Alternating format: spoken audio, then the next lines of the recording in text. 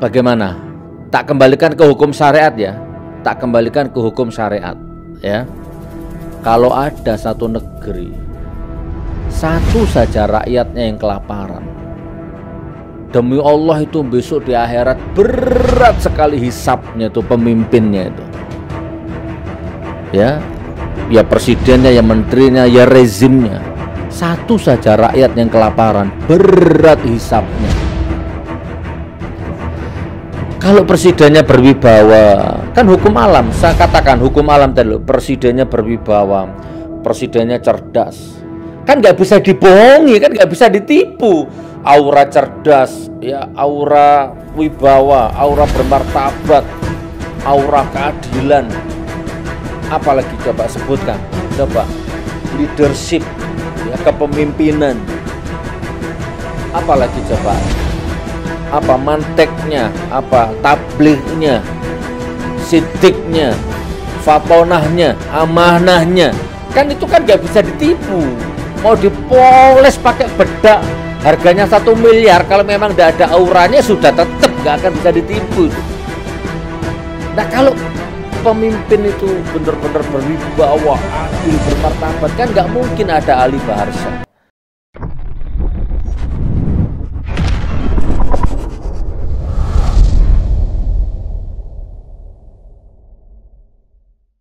Putri Abu, ya apa nak? Memutusnya cintamu dengan Nabi, dengan baginda kau pernah main lari-lari, selalu bersama hingga ujungnya waktu di samping surga. Oh, kok pinter di Sanum, ge? Oke, kalau gitu disapa dulu teman-temannya sebelum nyanyi, ayo. Halo teman-teman, hari ini Desa Num lagi mau Biar Bapak yang megang. nuteng nyanyi salawat yang baru-baru aja. Desa Num mau nuteng kayak biasa, tapi kayak agak kesini aja. Jangan lupa like, comment, share, dan subscribe. Desa Num mau nyanyi dulu. Aisyah, romantisnya cintamu dengan Nabi. Oh gitu ya, apa nak Aisyah? Sebentar, Aisyah itu siapa sih nak? Aisyah itu siapa? Yang nyanyi itu Aisyah. Oh, bukan Sabian. Bukan, kalau Sabian itu yang naik sepeda yang pancal-pancal itu. Oh gitu. Desa Num kok bisa nyanyi Aisyah itu dari mana nak? Dari HP. Oke, saudaraku, kita saksikan adik Shanum akan menyanyikan sebuah lagu Aisyah ya apa lagu? Aisyah, romantisnya cintamu. Yang bagus suaranya, yang bagus, yang sebentar. Duduknya yang bagus. Duduk apa berdiri? Duduk. Ya sudah, kalau gitu yang bagus. Oke, kita dengarkan, tidak boleh mengam tangan. Kita dengarkan adik Shanum akan menyanyikan sebuah lagu Aisyah. 1, 2, 3. Aisyah, romantisnya cintamu dengan Nabi, dengan baginda kau pernah main lali-lali, selalu bersama hingga ujungnya waktu di samping Rasulullah. Aisyah, romantisnya cintamu dengan Nabi, dengan baginda kau pernah main lali-lali, selalu bersama hingga ujungnya waktu di samping Rasulullah. Aisyah, romantisnya cintamu dengan Nabi. Kok diulang-ulang terus? Refnya ada, refnya? Nggih. Ada refnya? Itu sudah. Oh itu toh. Oh, tidak boleh naik ke meja kakinya. Tapi Abi aja malah nggak hafal itu nak, lagu itu nak. Kenapa? Tidak tahu, adek kok hafal sayang. Ini pun Baba mau kultum sekarang ke? Adik Shanum buatkan Baba kopi, ke? Susu, ke? Mau nyanyi apa lagi? Mau nyanyi apa mau ngomong? Terserah. Mau ngomong. Coba, banyak orang yang kangen sama adik Shanum. Baba, Gus Nur, mana Dek Shanum? Aku kangen gitu katanya nak. Coba ngomong pun terserah, mau ngomong apa? Cerita apa? Ini Dek Shanum ada di mana? cerita apapun terserah, ayo yang baik. Oke. Mada hafal di Gepon ayo ngomong, 25 Gepon Nabi. ngomong apa saja. Assalamualaikum teman-teman. Kali ini Desa mau nyanyi 25 Nabi Rasulullah, manusia yang utama, utusan Allah. Wajib diketahui, harus diteladani. Inilah nama-namanya: Adam, Idris, Nuh, Saleh, Ibrahim, Ismail, Ishak, Ya'qub, Yusuf, Ayub. Pon sip, durasinya kepanjangan. Aduh, ini bagus, jangan utak-utak. Pun ge, sekarang Bapak yang kultum ge. Ba, di sana mau ngomong. Cepetan aja ngomong dulu. Ayo ngomong apa? Yang tegas. Apa yang megang mic-nya? Assalamualaikum warahmatullahi wabarakatuh. Waalaikumsalam. Isanum lagi di rumah bangunan yang bagus-bagus banget. Di Isanum tante, Baba, Mas Noy, Mbak Lia, Tante Ing, Mama ada di sini semua. Tante masih beli kebab untuk biasa. Ya udah, Baba mau kultum di sana pamit dulu. Jangan lupa like, comment, share, dan subscribe. Dadah. Tunggu dulu, Tahu dari mana gini-gini tuh? Like, komen apa tadi? Bapak nggak ngerti. Oh, sayang dulu Bapak. Sayang dulu. Lagi. Pun, Bapak kultum sekarang ya. Pun, adik ke sana.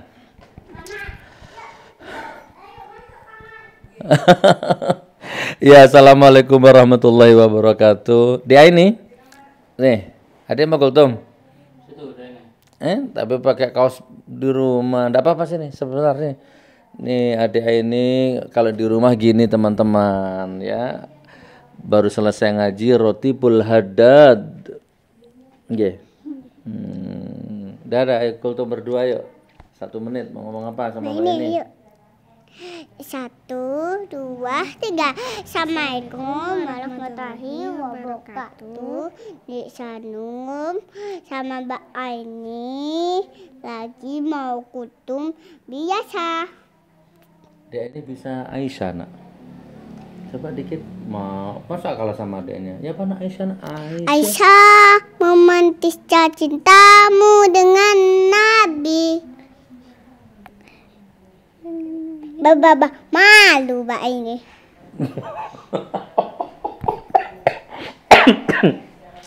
Betul Roni, betul. Ya sana, dah sana. Bapak mau kultum ya.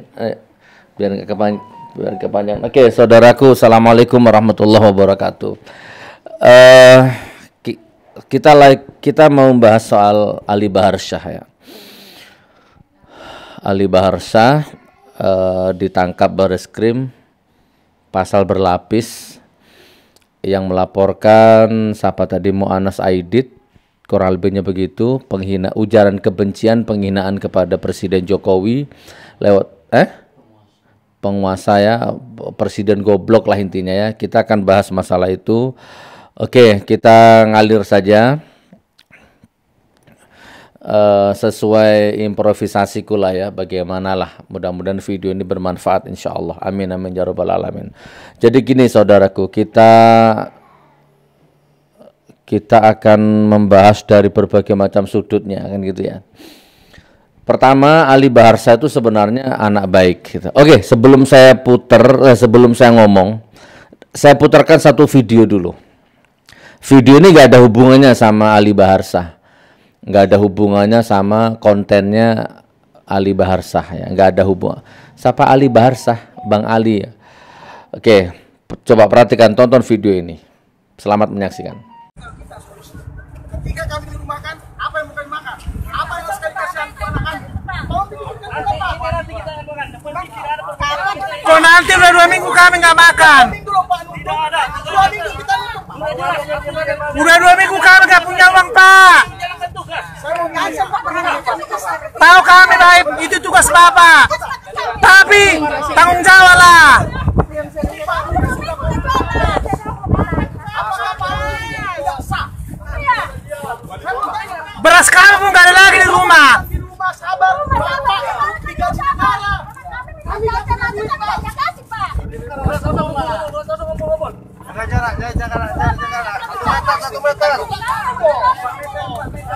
Jangan bikin peraturan jago, tapi makan orang nggak dipikirkan. Tidak kan masalah solusi nanti itu tanyakan di kota. Saya menjalankan tugas saja.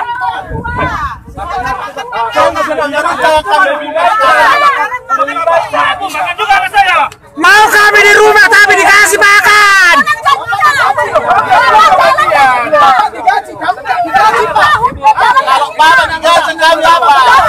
Pak, gini aja lah. Sama-sama di rumah lah kita, tapi PNS nggak usah digaji. Mau nggak? Apa digaji apa? Kalau Apa bedanya mati karena corona dengan mati kecelakaan? Apa bedanya? Sama-sama mati. Bagus kami tepuh mati. iya, Kalau corona, Bapak matinya bawa orang. Apanya Pak? Virusnya nyebar. Kalau mati Jadi kalau ya kami juga mati sama-sama dengan keluarga. kebaikan Kebaikan. bukan buat Bapak semua, tapi buat tahu kami Pak, maksudnya tahu.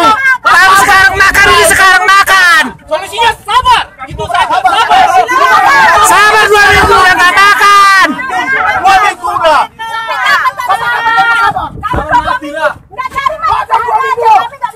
Sudah 2 minggu. Digaji Bapak. Kami gak ada gaji. Solusinya pemerintah itu apa? Ini kan aturan aja. Aturan. Ngomong sama wali kota. Wali kota Pak. Pak Rudi. Yang pasar Siapa? resmi. Ini resmi tidak pasar ini. Apanya? Resmi tidak pasarnya. Pasar gelap ini. Tidak ada izin mau pasar. Mau resmi tidak resmi? Mau resmi. Kami makan, kami tidak mencuri. Penting halal. Kami penting halal. Kami tidak mencuri. Kasih kebijakan. Kami mencoba mencari makan. Nah, baik saudaraku, bagaimana setelah nonton video tadi itu? Aku kok gak enak lunggun ya. Gimana setelah nonton video tadi itu? Piye, komentarmu piye? Itu baru satu video. Ada ratusan dan ribuan video yang sejenis.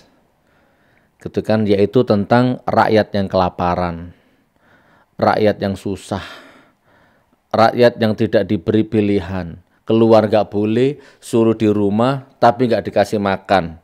Atau dan memang terjadi bener-bener ya, kalau tak buka semua itu datanya Masya Allah, bener-bener ada sekarang ini tahun 2020 di sebuah negara yang kaya raya, bahkan terkaya seluruh dunia, bahkan sempalan surga konon kabarnya yang namanya Indonesia ini.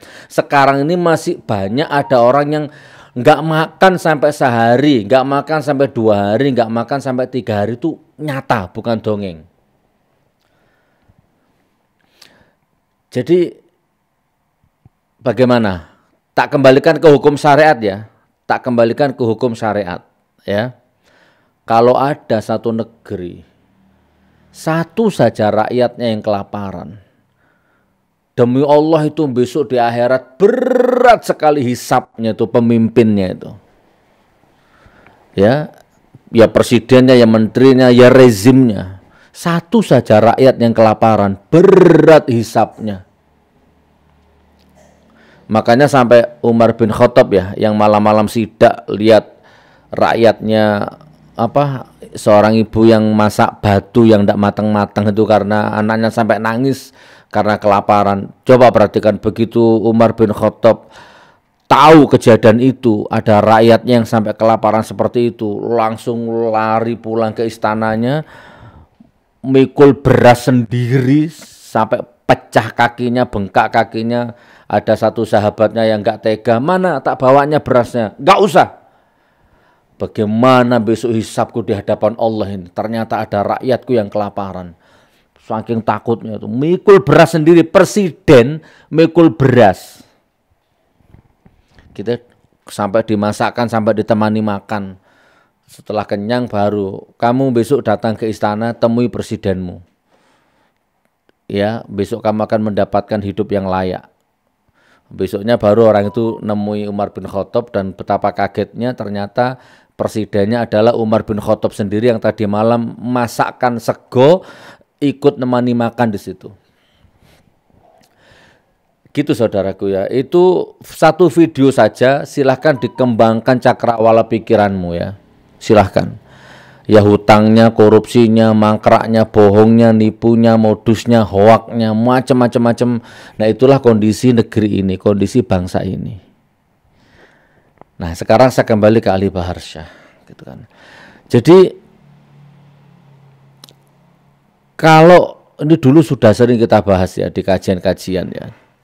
Kalau ada rumah tangga berantakan yang secara logika yang bisa didekati secara hukum ya, itu yang bisa diminta pertanggungjawabannya adalah suami. Karena kenyang kelaparnya seorang anak, ya kenyang lapar bahagia derita seorang anak seorang istri itu ada di tangan suami, tanggung jawab suami. Ar-rijalu qawwamun 'alan nisa. Nah, aman tidaknya RT itu tergantung RT-nya, tergantung RW-nya, kecamatan tergantung camatnya.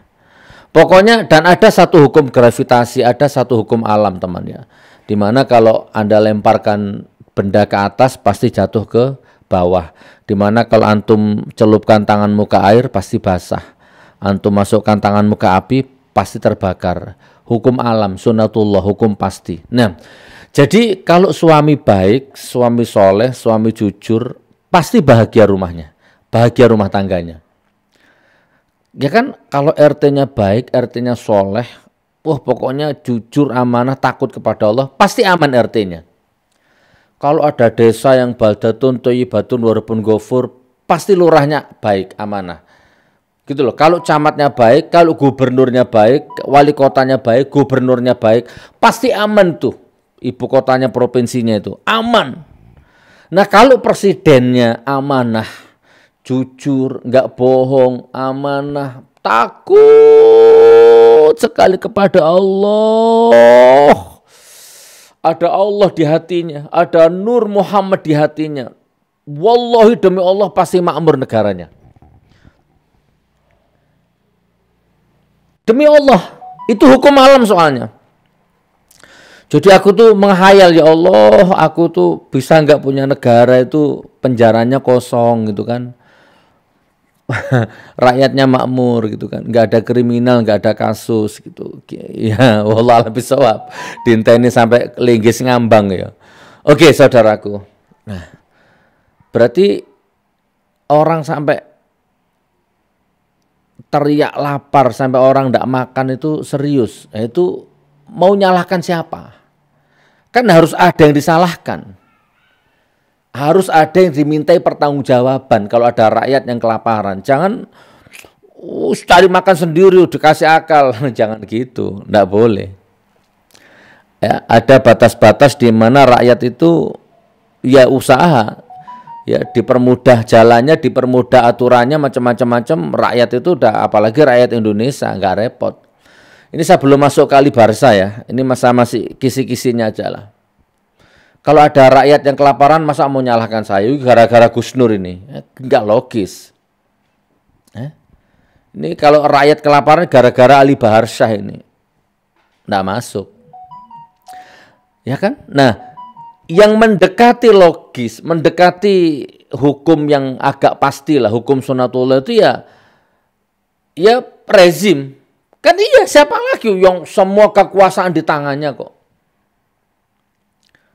Gitu kan. Coba ndak ada koruptor, hukum ditegakkan, nggak ada carut marut, dilindungi semua antar agama, Kristennya aman, Islamnya aman, Budanya aman, gerejanya aman, Islam semuanya makmur, betul-betul khalifah sebagaimana khalifah yang dulu-dulu gitu. Nah, kan nggak mungkin seperti ini dan rakyat nggak mungkin membenci pemimpinnya.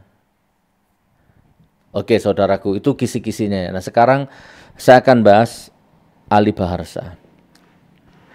Pertama, poin pertama, secara menyeluruh, secara keseluruhan sebenarnya Ali Bahar Shah itu pemuda baik, mahasiswa baik, mahasiswa yang taat sholat. Saya juga kalau nggak salah 3 atau 4 kali pernah ngevlog sama dia di Jakarta.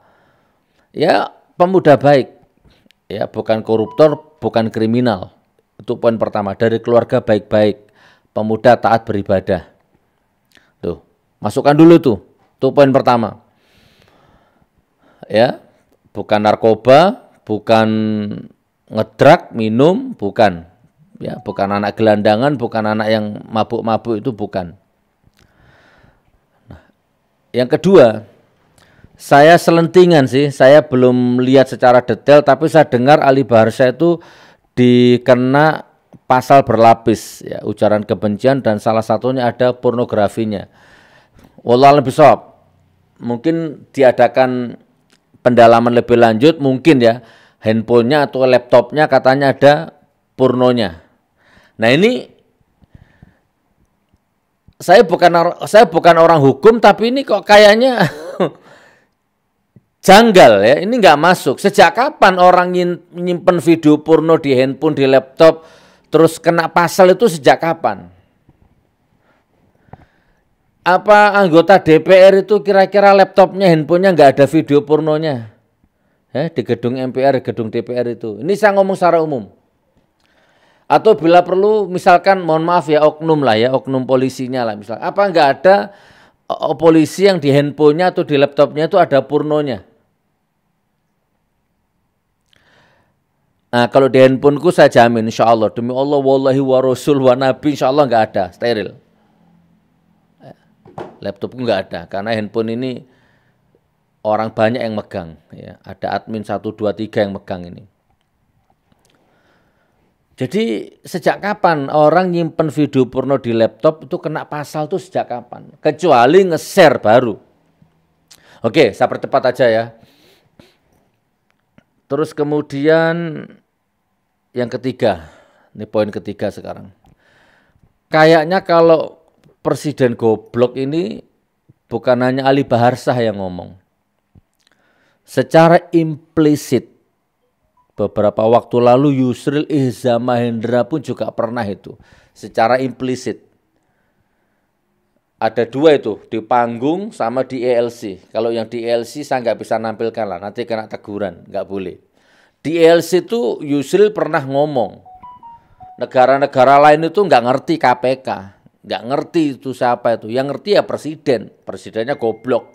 ELC, implisit. Ya, bahkan di suatu acara pengajian juga Yusril Ihza Mahendra juga pernah itu ngomong seperti itu. Jadi kalau kata-kata seperti itu sebenarnya bukan hanya Ali saja yang ngomong. Bahkan sama-sama terngiang di otak kita ya anak Cina itu. Wah lebih sadis, lebih parah daripada Ali Baharsa. Kacung gue, jongos gue bunuh. Subhanallah. Dan ujung-ujungnya minta maaf. Dan ujung-ujungnya di bawah umur. Sebenarnya nggak masalah sih itu minta maaf kayak atau di bawah umur, terserah. Hanya masalahnya kan itu menjadi sentimen batin rakyat ya, terluka. Mau nggak mau akui atau tidak, karena ya sejak ada rezim ini kan memang Cina ini luar biasa dapat panggung. Ini bukan rasis, bukan, memang iya. Ya, tidak adil, ketimpangan sosial di mana pribumi cari pekerjaan susah. Ya, Tiongkok, Cina berdatangan walaupun di musim corona pun berdatangan berduyun-duyun cari pekerjaan, gampang di sini. Gitu. Jadi sekarang ini sensitif dan bukan rahasia umum kalau ada orang Cina misalkan orang kaya dalam acara pernikahan aja, kalau yang menikahkan orang miskin dibentak-bentak kayak tanpa perasaan gitu kan, mati kamu sendiri, capek begitu Cina yang bikin acara. Nah, itu kan sentimen-sentimen batin publik seperti itu kan tidak terpikirkan. Ya kan, tes kesehatan kalau orang kaya, subhanallah. Oke, saya percepat aja. Jadi Anda tahu, Pak polisinya tahu, semua tahu. Saya itu termasuk orang yang paling senang kalau hukum ditegakkan. Saya itu walaupun nggak salah, batin nggak salah, saya tetap sidang disiplin. Sidang jam 10, jam setengah 10 saya datang on time. Nggak pernah mangkrak walaupun biayanya mahal, semahal apapun, saya tetap datang, berjuang on time. Saya orang yang taat hukum, seneng kalau hukum itu ditegakkan, Anda tahu itu. Saya rela mati berkalang tanah itu demi hukum ditegakkan, itu enggak masalah. Sidang di Palu 15 juta tiap Kamis. Tak paksa-paksa bagaimanapun caranya, on time. Terbang dari Bandung, terbang dari Jakarta, terbang dari Medan. Tiap Kamis ke Palu hanya untuk sidang. Begitu nyampe sana sidangnya cuma 5 menit, cuma 10 menit. Cuma dengarkan saksi-saksi yang enggak berbobot. Enggak apa-apa. Yang penting aku taat hukum. Jadi enggak usah diragukan masalah itu. Jadi nggak masalah sebenarnya Ali Baharsa diproses. Cuman bukan rahasia umum. Ada orang yang jauh lebih parah dari Ali Baharsa yang dalam tanda petik dekat dengan penguasa, dekat dengan rezim, kenapa kebal hukum. Itu aja masalahnya. Koruptornya bebas sampai sekarang nggak ketangkep. Itu kan menimbulkan sekali lagi ya sentimen-sentimen publik itu menjadi akumulasi memuncak menjadi bom waktu. Kalau presidennya berwibawa, kan hukum alam, saya katakan hukum alam tadi loh, presidennya berwibawa, presidennya cerdas. Kan nggak bisa dibohongi, kan nggak bisa ditipu.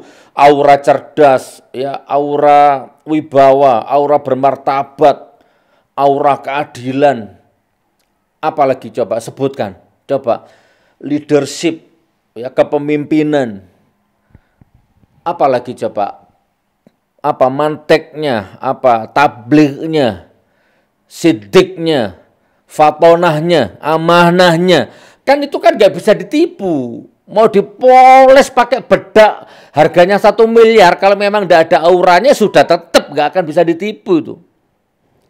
Nah kalau pemimpin itu benar-benar berwibawa, adil, bermartabat, kan nggak mungkin ada Ali Baharsa, nggak mungkin ada orang-orang Said Didu, nggak mungkin ada Rocky Gerung. Nah jadi gitu teman, jadi ya prihatin lah atas kasus yang menimpa saudara kita Ali Baharsa itu. Saya bukan di pihak mana, sumuk dek. Ya, tapi saya juga salah satu orang yang mengalami kezoliman di rezim ini, mengalami penganiayaan, harga diri dijarah, martabat dijarah, harta, waktu, tenaga, pikiran, kebahagiaan dijarah. Padahal makan uang rakyat aja enggak, saya cuma ngomong jujur, ngomong apa adanya, menyampaikan ketidakadilan yang terjadi di negeri ini. Hanya itu, dan enggak ada yang bayar, sama-sama tahu. Berdaulat saya masalah itu.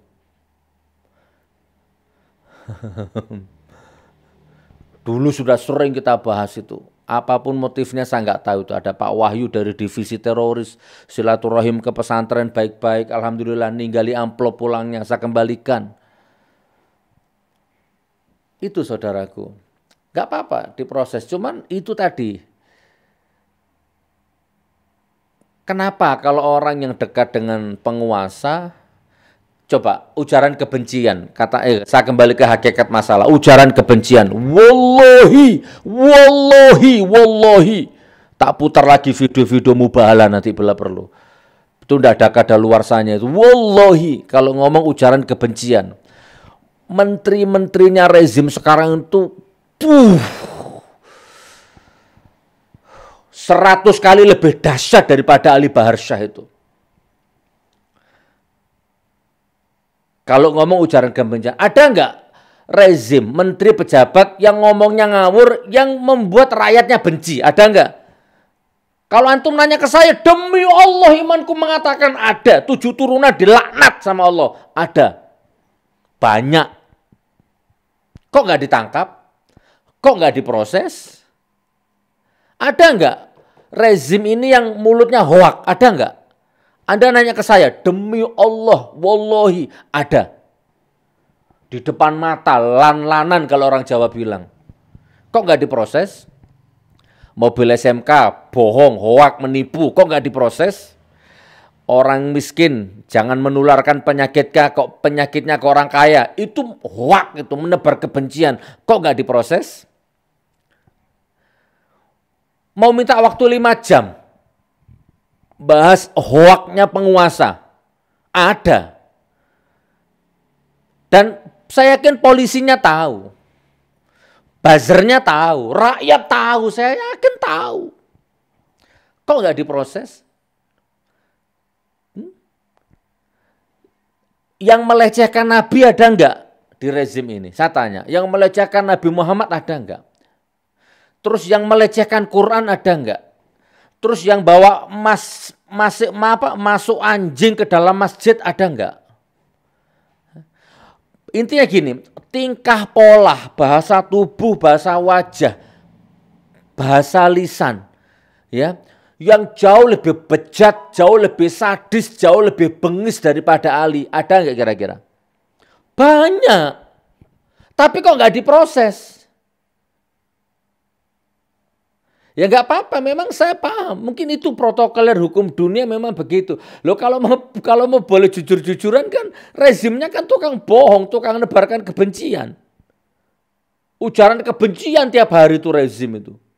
Ada berapa juta rakyat itu yang otaknya mendidih, bahkan perutnya mendidih mikirkan rezim ini. Kok nggak diproses? Menghina Nabi, menghina Quran, menghina macam-macam, dilaporkan kok nggak diproses.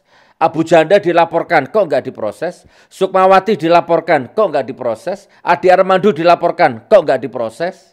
Dan banyak lagi. Ali Barsa dilaporkan, kok diproses. Saya dilaporkan, kok diproses.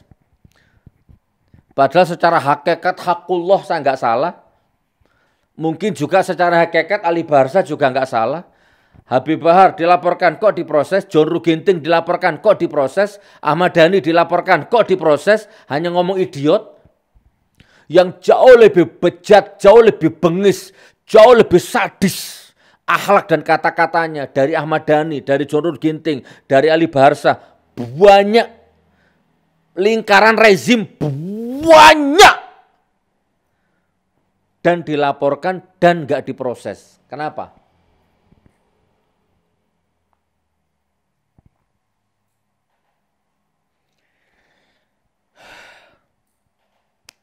Hukum tegakkan seneng aku, ayo. Proses, Ali Barsa proses. Tapi ya nggak usah dipaksa lah. Maksudnya ya apa, kalau memang tuh goblok itu ujaran kebencian, ya udah proses. Tapi apa, porno-porno kok kena semua itu apa maksudnya? Banyak anggota DPR, banyak pejabat-pejabat yang YouTube-nya juga ada pornonya kok. Oke, sampai di mana ya? Apalagi yang melaporkan kalau nggak salah dari partai PSI. Nah, ini mumpung saya ingat. Kapan hari itu ada orang demo di depan kantornya Anies Baswedan ya? Nah, Anies Baswedan anjing. Kok nggak ditangkap? Ditangkap apa enggak itu? Diproses apa enggak itu? Udahlah saudaraku, kalau insya Allah tanpa saya jabarkan secara detail, antum sudah ngikuti video saya ya. Sudah 6 tahun, 7 tahun ngikuti. Dan pakai bahasa mata, bahasa mulut, bahasa tubuh Anda sudah bisa lah. Apa istilahnya, ibarat yang aku katakan ini ibaratnya hanya 1 kilo, tapi Anda bisa menafsirkan menjadi 1 kintal, 1 ton lah tafsirnya itu. Kurang lebih begitu. Jadi, ya kalau saya jadi presidennya ya bagaimana ya? Ya sudah, memang saya goblok, memang saya ini nggak ngerti, memang saya ini harus mundur. Kalau saya. Coba kalau aku jadi presidennya ya, iya ya, sejak aku berkuasa ini rakyatku terpecah belah, antara agama terpecah. Ya iya ya, aku ini memang pelihara buzzer. Iya ya, sebenarnya aku ini